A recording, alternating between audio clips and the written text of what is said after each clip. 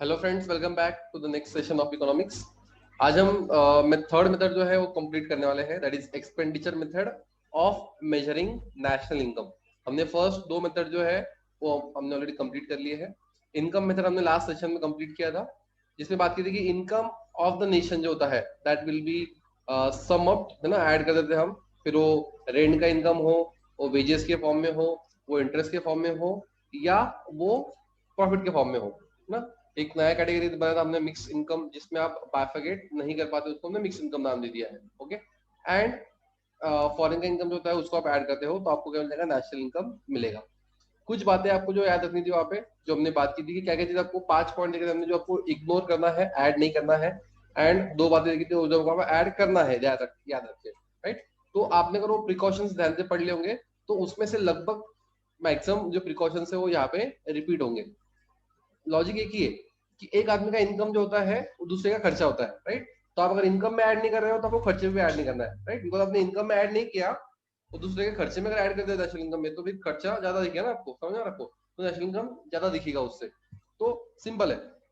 ये transfer payment जो होता है, जैसे एग्जाम्पल सपोज गवर्नमेंट अगर आपको स्कॉलरशिप दे रही है तो आप आपके इनकम में ऐड नहीं कर रहे हो, बिकॉज ये क्या है, ट्रांसफर इनकम है। तो आपको गवर्नमेंट के खर्चे में भी उसको ऐड नहीं करना है।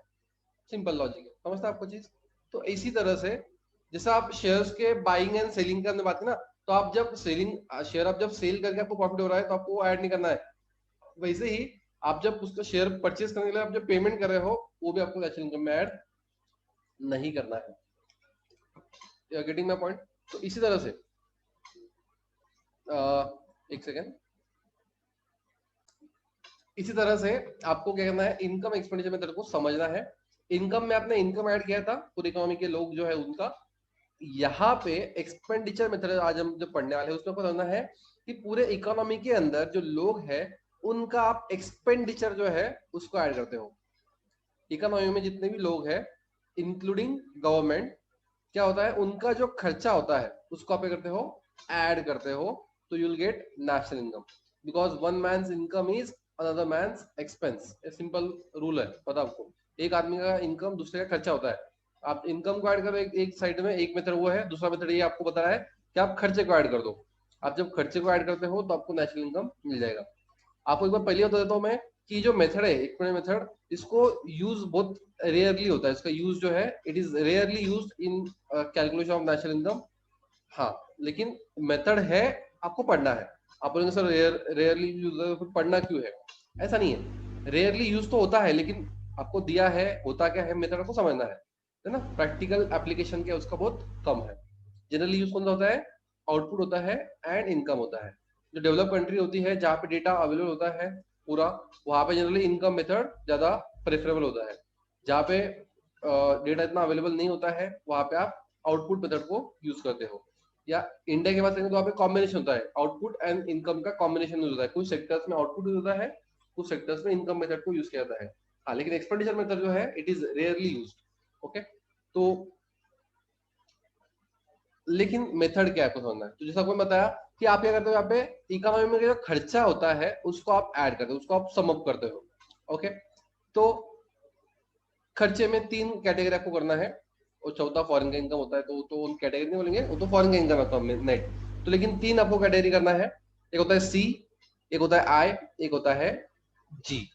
सी प्लस आई प्लस जी, आपको 3 कैटेगरी करना है ना। What is C? C means होता है प्राइवेट कंजम्पशन का सी वर्ड यूज किया है। प्राइवेट, प्राइवेट मतलब गवर्नमेंट छोड़ के जो होते हैं वो प्राइवेट होता है ना। तो प्राइवेट कंजम्पशन एक्सपेंडिचर, समझ आपको। इसका मतलब प्राइवेट लोग मतलब गवर्नमेंट छोड़ के जितने भी है, फिर वो इंडिविजुअल है, आपके जैसे मेरे जैसे, या कोई कंपनीज है, प्राइवेट कंपनीज है, राइट, कोई पार्टनरशिप फर्म से, कोई भी हो सकता है। तो उनका जो खर्चा होता है प्राइवेट कंजम्पशन पे, जो खर्चा होता है उसकी हम बात करें कंजम्पशन पे। हाँ, इन्वेस्टमेंट की बात नहीं करेंगे। अगर प्रोडक्शन के लिए खर्चा हो रहा है तो इन्वेस्टमेंट होता है, लेकिन वो कंजम्पशन कर रहा है, यूज करे चीजों को, तो उसको उसका खर्चा क्या होता है, क्या होता है आपका प्राइवेट कंजम्पशन एक्सपेंडिचर होता है। जैसे एग्जांपल सपोज मैं कपड़े परचेज कर रहा हूँ, ये क्या है, मेरा प्राइवेट कंजम्पशन एक्सपेंडिचर है। समझता आपको। अगर आप खाने पीने पे खर्चा कर रहे हो, आप टीवी ले रहे हो, आप फ्रिज ले रहे हो, ये सब क्या है, ये सब क्या है, प्राइवेट कंजम्पशन एक्सपेंडिचर है। ओके, दूसरा जो होता है आई। आई होता है प्राइवेट इन्वेस्टमेंट एक्सपेंडिचर। तो प्राइवेट बोला मतलब गवर्नमेंट को छोड़ के, तो गवर्नमेंट छोड़ के जितने भी लोग हैं, फिर आप है, मैं हूँ, इंडिविजुअल्स है या वो फर्म्स है, ठीक है, वो लोग जो इन्वेस्टमेंट पे खर्चा करते हैं ना, इन्वेस्टमेंट किस तरह करते हैं आप, प्रोडक्शन करने के लिए आगे। तो जैसे आपने प्लांट मशीनरी पे इन्वेस्टमेंट किया है, आपने बिल्डिंग बनाया है ना प्रोडक्शन करने के लिए, आपने फर्नीचर बनाया है, तो इस पे आप जो खर्चा कर रहे हो वो क्या होता है, प्राइवेट इन्वेस्टमेंट एक्सपेंडिचर होता है। तो वो भी आपको ऐड करना है, वो भी क्या खर्चा होता है ना आपका एक प्रकार का, क्योंकि ऐसा आपके साइड से पेमेंट जा रहा है, तो ये आपको ऐड करना है। थर्ड जो होता है जी। जी होता है government consumption as well as investment expenditure. Okay, तो गवर्नमेंट का आपको कंजम्पशन भी एंड इन्वेस्टमेंट का खर्चा जो भी होता है, दोनों को जी वाले हेडिंग में ऐड करना है। तो गवर्नमेंट का पूरा खर्चा जितना भी होता है उसको आपको ऐड करना है। फिर कंजम्पशन पे हो, कंजम्पशन पे क्या खर्चा होता है गवर्नमेंट का, सैलरी गवर्नमेंट पे करता है, right, law and order maintain करने के लिए गवर्नमेंट खर्चा करता है ना, जज को, पुलिस को, सबको सैलरी पे करता है ना गवर्नमेंट, सब्सिडी देता है गवर्नमेंट, ये सब क्या है, गवर्नमेंट का कंजम्पशन एक्सपेंडिचर होता है।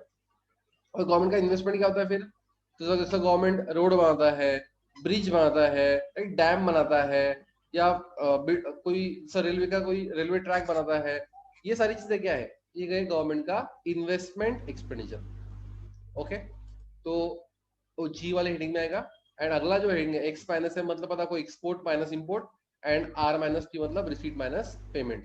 तो आप C plus I plus G plus X minus M plus R minus P आप करने वाले हो, तो आपको नेशनल इनकम मिल जाएगा। ठीक है, तो सिंपल मेथड एकदम, आपको इनकम समझ में आ गया होगा, तो ये मेथड में आपको बिल्कुल भी दिक्कत नहीं आएगी। हम पढ़ लेंगे, देखो, this method of measuring national income is also known as outlay method. Outlay मतलब होता है खर्चा, है ना, हमने थर्ड पी में देखा ना, आउटले मेथड देखा, एक्सपेंडिचर मेथड कहते हैं उसको, तो वही नाम यहाँ पे भी है। According to this method the total expenditure incurred by the society in a particular year is added together. देखो क्या करते हो, टोटल एक्सपेंडिचर जो होता है किसमें, सोसाइटी के अंदर, मतलब सोसाइटी पूरे लोग जो है वो जो खर्चा कर रहे हैं साल भर के अंदर, उसमें करते हो आप ऐड करते हो, है ना। Income can be spend either on consumer goods और ऑन कैपिटल गुड्स।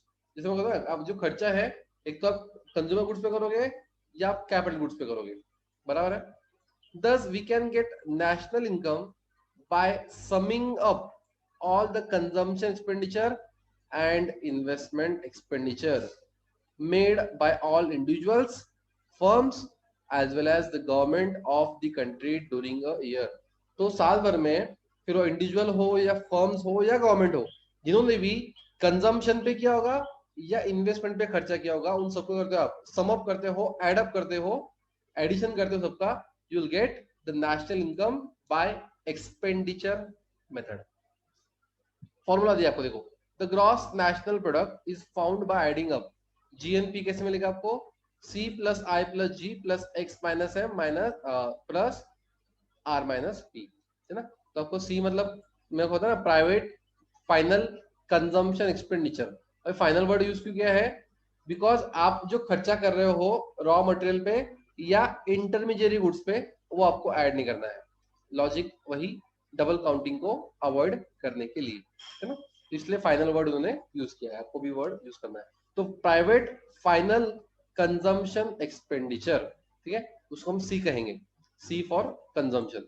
तो देखो, private final consumption expenditure bye household on non durable goods such as food which are used immediately, expenditure on durable goods such as car, computer, television, washing machine, etc., which are generally used for a longer period of time, and expenditure on services like transport service, medical service, etc. तो ये सारी चीज में किसमें आती है, private लोगों के कंजम्पशन में आती है।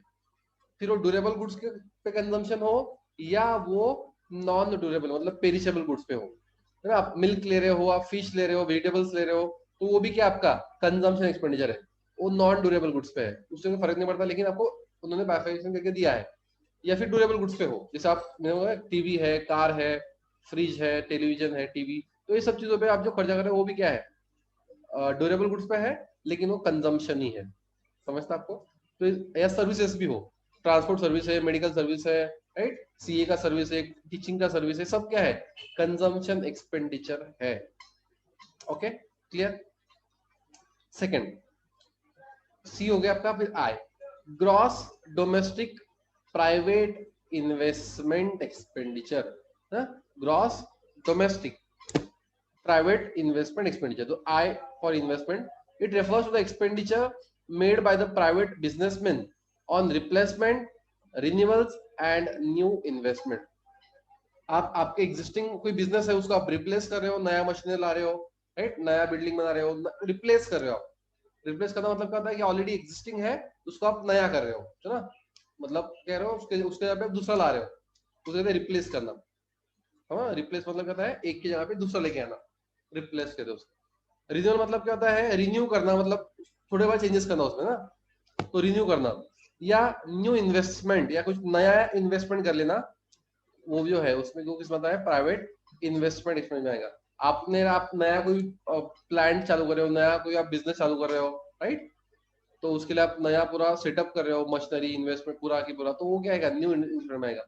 तो जितना भी है आप इन्वेस्टमेंट पे जो खर्चा करोगे, फिर वो प्लांट मशीनरी पे हो और बिल्डिंग पे हो, फर्नीचर पे हो, है ना, जो आप प्रोडक्शन के लिए कैपिटल गुड्स जिसे कहते हैं हम, जो आप प्रोडक्शन के लिए यूज करने वाले हो, वो सब के इसमें आता है आपका इन्वेस्टमेंट एक्सपेंडिचर में आएगा। और ये गवर्नमेंट नहीं कर रहा है इसलिए प्राइवेट में बोला है ना, private investment expenditure, that is I. And G for government expenditure, है ना। तो गवर्नमेंट फाइनल, अभी फाइनल वर्ड आपको इसलिए यूज किया है, मैंने बताया आपको बार बार कि डबल काउंटिंग को अवॉइड करना है, इसलिए government final consumption and investment expenditure. तो गवर्नमेंट का दोनों कंजम्पशन एंड इन्वेस्टमेंट को जी एक में उन्होंने ऐड कर दिया है। Government final consumption expenditure refers to the expenditure of incurred by the government on various administrative services। और आपको ये समझना है, बिकॉज आगे अगले चैप्टर में आपको लगने वाला है सारी चीजें। गवर्नमेंट का जो खर्चा होता है एडमिनिस्ट्रेशन के अंदर, जैसा फिर लॉ एंड ऑर्डर मेंटेन करना है, पुलिस के लिए, जज के लिए, डिफेंस पे जो खर्चा करता है, सैलरी गवर्नमेंट पे करता है, एजुकेशन पे, हेल्थ पे, ये सब क्या है? गवर्नमेंट का व्हाट कंजम्पशन एक्सपेंडिचर होता है, ठीक है। दूसरा जो है उसे कहते हैं government investment expenditure refers to the expenditure incurred by government on creating infrastructural facilities. Infrastructure पे गवर्नमेंट जो खर्चा करती है, सर रोड है, डैम है, ब्रिज है, राइट, इलेक्ट्रिसिटी जनरेशन यूनिट्स है, ये सारी चीजें, like construction of roads, railways, bridges, dams, canals which are used by the business sector for production of goods and services in any economy, है ना। ये ऐसे गवर्नमेंट खर्चा कर रही है जो क्या है? प्रोडक्शन के लिए काम आने वाला है बिजनेसमैन को, बिकॉज रोड है, डैम है, ब्रिज है, सब चीजें क्या है? कैपिटल होता है इकोनॉमी के लिए, क्या होता है? It is a capital stock, capital accumulation जैसे कहते हैं। तो वो क्या आता है? गवर्नमेंट का इन्वेस्टमेंट एक्सपेंडिचर आता है। ओके, चलो फोर्थ पढ़ेंगे, net foreign investment, that is net exports, ठीक है। तो सिंपल है, export minus import of goods. It refers to the difference between exports and imports of a country during a period of 1 year. साल भर के अंदर export और import का डिफरेंस जो है आपको यहाँ पे लेना पड़ेगा, ठीक है। एंड नेक्स्ट जो है net receipts, receipt minus payment, the difference between the expenditure incurred bye foreigners on domestic goods and services. Foreign का आदमी अगर इंडिया में आके कुछ खर्चा कर रहा है ना, उसे कहते हैं receipt. And expenditure incurred abroad by residents on foreign goods and services. और इंडिया का आदमी फॉरेन में जाके अगर कोई फॉरेन की गुड्स पे खर्चा कर रहा है, उसे कहते हैं पेमेंट्स। तो रिसीट माइनस पेमेंट जो है वो भी आपको करना है, ऐड करना है। तो आई गेस आपको समझ आ गया। सी मतलब private consumption expenditure, final word use करना आपको। I for investment, private investment expenditure. G for government consumption as well as investment expenditure. X minus M मतलब export minus import, and R minus P मतलब receipt minus payment, ठीक है। तो ये सारी चीज आपको समझना है। प्रिकॉशंस, अभी प्रिकॉशंस को जैसा बताया, इसमें एक भी चीज आपको नहीं पढ़ने नहीं मिलेगी, सारी चीजें आपने ऑलरेडी पढ़ी है, लेकिन आपको याद रखना है इसलिए पढ़ लेंगे। देखो precautions, while estimating national income by expenditure method the following precautions should be taken। क्या लेना है देखो, first expenditure on all intermediate goods and services should be ignored. अने कहना है intermediate goods and services should be ignored because अगर आप करते हो तो उससे क्या रहेगा, डबल काउंटिंग हो सकता है. और इसलिए आप करते हो जो रॉ मटेरियल है या जो इंटरमीडिएट गुड्स होते हैं उस पर आप जो खर्चा करते हो उसको आप नेशनल इनकम में ऐड नहीं करते हो. लॉजिकल है. In order to avoid double counting. ठीक है, simple. Second, expenditure on the repurchase of second hand goods. देखो same point, second hand goods because वो क्या सेकंड हैंड है, उस पर ऑलरेडी खर्चा हो चुका था जो साल में प्रोडक्शन हुआ था, तो ये साल अभी सेकंड हैंड है, इसलिए उसको आपको नेशनल इनकम में ऐड नहीं करना है because it is not current years production. आप साल भर में जितना गुड सर्विसेज प्रोड्यूस हुए उसी की वैल्यू लेते हो. जो सेकंड हैंड है वो करंट ईयर का प्रोडक्शन नहीं है और इसलिए उसको नेशनल इनकम में ऐड नहीं करना है. लॉजिकल. तो देखो expenditure on the repurchase, repurchase मतलब क्या, परचेज दोबारा किया है मतलब second hand of second hand goods should be ignored. Ignore करना, अंडर करना है. As it is not incurred on the currently produced goods. Current year में प्रोडक्शन नहीं हुआ है और इसलिए उसको आप इग्नोर करने वाले हो, ऐड नहीं करने वाले हो.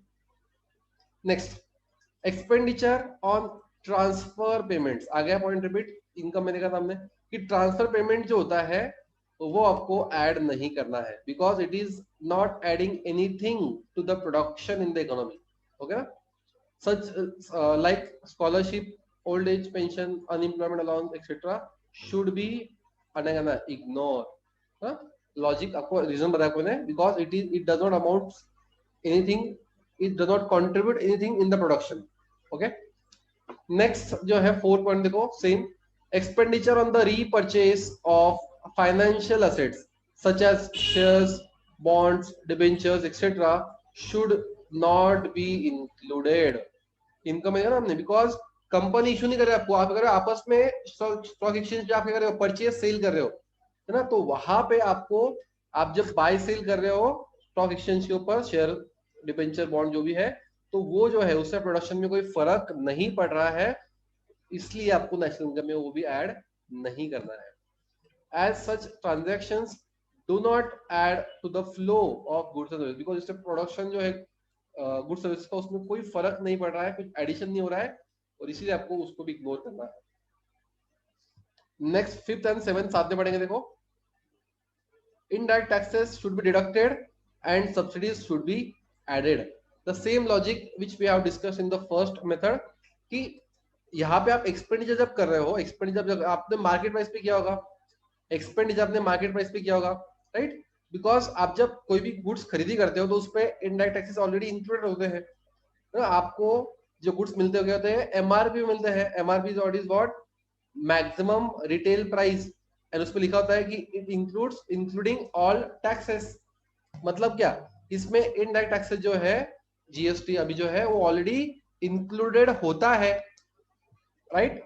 तो अगर टैक्सेस ऑलरेडी एडेड है और आपको टैक्सेस लेने नहीं है तो आपको क्या करना पड़ेगा, फिर टैक्सेस को माइनस करना पड़ेगा.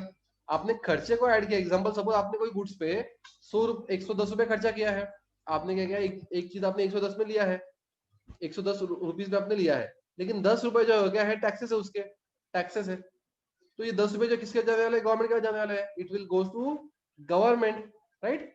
हाँ, लेकिन गवर्नमेंट ये जो 10 रुपए जो है वो क्या है, ट्रांसफर पेमेंट है, बिकॉज इससे प्रोडक्शन में कोई फर्क नहीं पड़ने वाला है. ये जो 100 रुपए जो बचे हुए हैं, एक सेकेंड, जो 100 रुपए बचे हुए हैं वो क्या है, प्रोडक्शन में कंट्रीब्यूट कर रहे हैं, उससे फैक्ट्री का इनकम भी आपको मिलने वाला है 100 रुपीज. आप अगर सिर्फ 100 रुपीज नेशनल इनकम में ऐड करते हो. Getting my point. तो सेम है.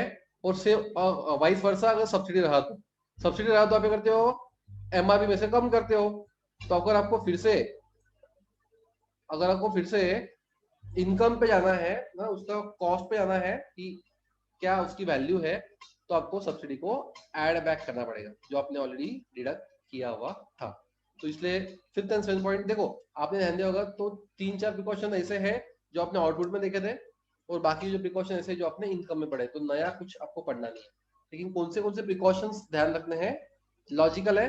बिकॉज देखो इनकम में इनडायरेक्ट टैक्सेस एडेड नहीं थे, बिकॉज इनकम मेथड में इनडायरेक्ट टैक्सेस जो है वैसे भी ऐड हो ही नहीं रहे थे.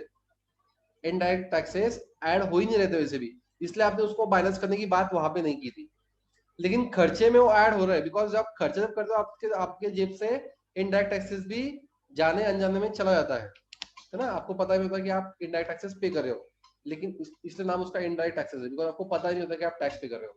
तो वो जो आप पे कर रहे हो एक्चुअली वो जीएसटी में, मतलब एक्चुअली वो नेशनल इनकम में कोई कंट्रीब्यूट नहीं कर रहा है फर्स्ट आपको, बिकॉज प्रोडक्शन उससे नहीं हुआ है कुछ भी, और इसलिए आप करते हो उसको फिर माइनस कर देते हो इस मेथड में। आउटपुट में भी सेम किया था हमने, बिकॉज वहां पे आप मार्केट प्राइस ले रहे थे, तो मार्केट प्राइस में ऑलरेडी एडेड था, इसलिए आप वहां पे डिडक्ट कर रहे थे। यहाँ पे भी आप मार्केट प्राइस ले रहे हो एक्सपेंडिचर का, इसलिए आपको डिडक्ट करना पड़ेगा। इनकम में आपने मार्केट प्राइस नहीं लिया था, इनकम में आपने लोगों का इनकम ऐड किया था, और लोगों के इनकम में है ना इनडायरेक्ट टैक्सेस जो है वो ऐड नहीं होता है, गवर्नमेंट की इनकम में भी ऐड नहीं होता है, इसलिए उसको आपने ऐड ही नहीं किया था। Okay, expenditure on final goods and services should be included. तो जो फर्स्ट पॉइंट देखा उसी का एक्चुअली पॉइंट है कि आपको फाइनल इंटरमीडिएट गुड्स की वैल्यू ऐड नहीं करना है, तो फिर क्या करना है, सिर्फ फाइनल गुड जो है उनकी ही वैल्यू आपको नेशनल इनकम में ऐड करना है। दैट मीन्स आपको raw material and intermediate good जो होता है, इंटरमीडिएट गुड्स, उनकी वैल्यू नेशनल इनकम में ऐड नहीं करना है। Okay, clear. Next last point पढ़ेंगे, देखो जो मैं आपको बताया स्टार्टिंग में, out of this methods the output method and income method are extensively used, है ना। Income and output method use होते हैं, जो आपका एक्सपेंडिचर मेथड जो अभी जस्ट हमने पढ़ा है इट इज रेयरली यूज्ड, है ना। एडवांस कंट्रीज अगर है, आपको पता होना चाहिए चीज, एडवांस कंट्रीज में कौन सा होता है मेथड, लाइक यूएसए है, यूके है, income method is more popular, because वहां पे डेटा की अवेलेबिलिटी होती है ना। Expenditure method is rarely used, है ना, एक्सपेंडिचर को रेयरली यूज किया जाता है, बिकॉज बहुत सारी डिफिकल्टीज उसमें, प्रैक्टिकल डेटा मिलना बहुत डिफिकल्ट है ना एक्सपेंडिचर का by any country because of the practical difficulties. In India, the CSO, Central Statistical Organization, adopts the combination of output and income method. आपको अंडरस्टैंड करना है इंडिया में कौन सा होता है मेथड यूज, हमने देखा है कि कुछ जगह पे एग्रीकल्चर है, माइनिंग है, राइट, मैन्युफैक्चरिंग है, वहाँ पे क्या होता है आउटपुट मेथड होता है, और फिर ट्रेड है, प्रोफेशनल है ना, वहाँ पे क्या होता है इनकम मेथड होता है। तो आपको कॉम्बिनेशन यूज होता है इंडिया में to estimate national income, and that's it about the expenditure method. I guess आपको तीनों मेथड कंसेप्चुअली क्लियर होंगे ना? तो आपको एक बार देख लेना है। अगला जो क्वेश्चन है वो क्या है, देखो, difficulties in the measurement of national income. अभी मुझे आप में से बहुत सारे लोगों ने डाउट्स पूछे हैं कि सर प्रैक्टिकली बताओ सर, ये कैसे पॉसिबल है, ये कैसे पॉसिबल है, ये कैसे हो, ये कैसे होगा। आपकी सभी की मैंने बात सुनी है, आपको मैंने एक बात बताई है कि नेशनल इनकम जो है एक्यूरेट नहीं आप निकाल सकते हो, एस्टिमेटेड आपको निकालना पड़ता है ना। आपको अजम्पशंस करने पड़ते हैं बहुत सारे, और उसके पीछे के जो रीजंस है वो आपको यहाँ पे ध्यान रखना कि इतनी सारी डिफिकल्टीज है, प्रैक्टिकल भी और कंसेप्चुअल भी, थ्योरेटिकल भी, जिससे क्या है आपको नेशनल इनकम को एग्जैक्ट काउंट करना क्या है, इट्स वेरी डिफिकल्ट। ठीक है, तो क्या क्या डिफिकल्टीज है, कुछ थ्योरेटिकल है और कुछ प्रैक्टिकल है ना। तो क्या क्या डिफिकल्टीज है उसको हम नेक्स्ट सेशन में कंप्लीट करेंगे। ओके, चलो फिर मिलते हैं। हमारा दो, मतलब एक्चुअली अभी डिफिकल्टीज बचे हैं, प्रैक्टिकल एंड थ्योरेटिकल जो दो है, एंड लास्ट एक क्वेश्चन है इंपॉर्टेंस। इंपॉर्टेंस जो है वो बचा है हमारा, तो इंपॉर्टेंस वैसे भी आपको बताया निकाल दिया गया है एग्जाम में से, आपको सिलेबस में नहीं है इस साल, तो हम उसको फास्ट पढ़ लेंगे। तो अभी सिर्फ लास्ट दो क्वेश्चन बचे हैं, उसका हम अगले सेशन में देखेंगे। चलो बाय बाय, टेक केयर।